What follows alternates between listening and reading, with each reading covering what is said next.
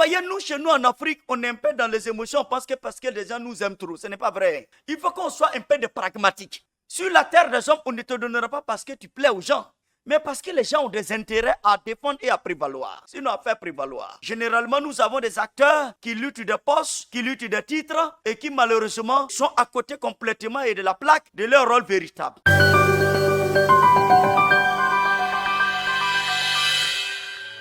Le choix politique, n'est-ce pas, de développer le secteur privé est l'élément clé pour l'avènement d'un tissu entrepreneurial local dynamique et puissant. Souvent, on a tendance dans nos États à utiliser l'entrepreneuriat comme un vocable de plus en vue peut-être de se donner une bonne conscience et essayer de traiter la problématique du chômage. Mais à l'analyse de beaucoup de politiques mises en œuvre dans nos États africains, et je regardais et je suis arrivé à une conclusion. Lorsque vous faites une analyse approfondie, et il est tout à fait clair que certains paramètres semblent encore nous échapper. Pourquoi? Parce que la question que je pose, est-ce que nous avons compris au sein de nos États et de nos nations que autant développer des infrastructures, se préoccuper de la vie des fonctionnaires de la fonction publique, est-ce que nous avons réellement intégré au niveau de nos classes politiques que l'entrepreneuriat est l'un des piliers importants du développement d'une nation et pour ce faire, le pouvoir public devra y investir des fonds massifs. J'ai fait un pas en Asie. Alors je me suis posé une question. Comment se fait-il que la plupart des prêts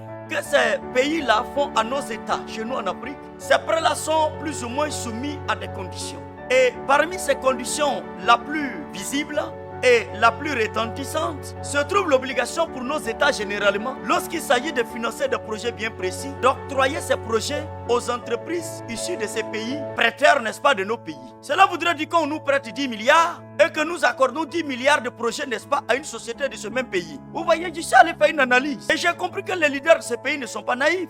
Parce que quand ils donnent les prêts, ce n'est pas pour la beauté de nos yeux ou parce qu'on fait pitié. Parce que moi j'ai le sentiment que généralement un peu le secteur privé ou l'entrepreneuriat, un peu le mal aimé, n'est-ce pas, des programmes de développement de nos nations. Et il va falloir que ça change radicalement. Et c'est l'une des raisons pour lesquelles nous essayons beaucoup de choses qui n'arrivent pas à décoller. Parce qu'on n'a pas compris que l'un des piliers phares du développement d'un pays, c'est la capacité à libéraliser, à soutenir les initiatives privées. L'esprit de créativité, l'esprit de prise de risque. C'est l'un des éléments phares de la souveraineté économique d'une nation. Vous pouvez posséder même votre monnaie et échouer lamentablement à obtenir votre souveraineté. Surtout que la monnaie n'est qu'un instrument parmi tant d'autres. Donc, ce n'est pas forcément la seule raison pour laquelle vous allez vous développer. D'ailleurs, il y a des cas patents de personnes qui ont leur monnaie et qui lamentablement échouent. Donc, vous voyez que de façon structurelle, la monnaie n'est qu'un pas. Mais si on n'y intègre pas une vision politique clairement définie, comprise comme étant l'un des piliers fondamentaux de la construction d'une nation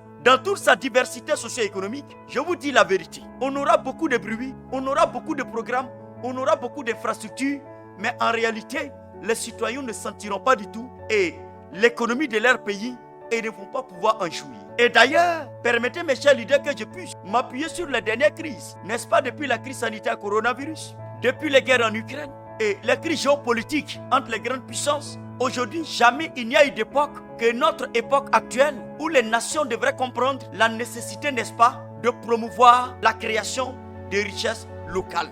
Ceci n'est pas du protectionnisme, mais c'est du pragmatisme économique. Je peux vous dire que ce thème, je ne l'ai pas soumis de façon hasardeuse. C'est pour interpeller tout entrepreneur qui m'écoute et tout leader potentiel d'opinion, de type politique ou public, à comprendre que le monde a changé et que nous devons cesser d'être naïfs. Vous allez vous rendre compte qu'à la fin de cette session, mes chers leaders, si demain vous êtes appelés à un certain niveau de leadership, votre mentalité, votre regard doit changer. Parce qu'en réalité, le monde a changé. Cela veut dire que dans nos grandes écoles et dans nos universités, il y a des cours obsolètes. Oui, il y a des cours obsolètes qu'on continue de distiller à nos jeunes gens, à nos étudiants, à nos élèves, mais qui en réalité n'ont plus leur raison d'être. Parce que même ceux qui nous ont enseigné ces principes économiques n'y croient plus du tout.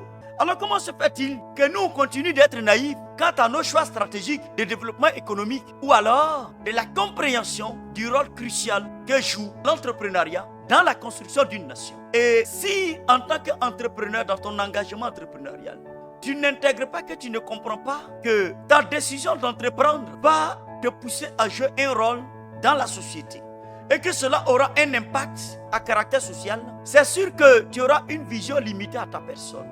Il est important que chaque fois que tu prends une décision de t'engager dans la voie entrepreneuriale, que tu puisses comprendre les implications sociales de ta décision. Ce n'est plus lié à ta personne, à ta petite famille, mais cela comporte des implications de type social.